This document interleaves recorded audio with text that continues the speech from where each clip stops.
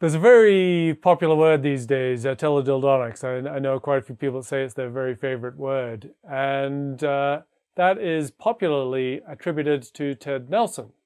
But according to my research, I think it comes from you. And I just want to hear a little bit about the origins of the word teledildonics. Well, Ted Nelson did come up with the word dildonics. But in 1990, I was writing a book on virtual reality.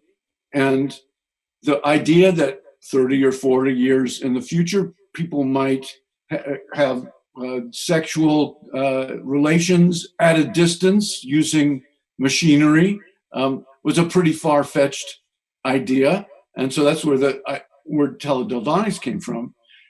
Virtual reality was pretty crude and cartoony and kind of made you sick in 1990.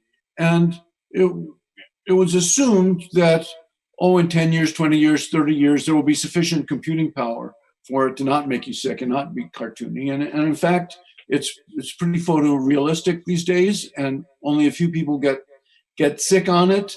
But it still hasn't become the all-encompassing medium that people thought it would be, and maybe it will someday. Maybe when it's just a simple pair of eyeglasses, maybe Yeah. when Apple makes it, it'll happen. But so far, it isn't. The teledildonics was just an example of trying to think of, well, this is what's happening today. What might be happening 10 or 20 or 30 years from now? Just as you do.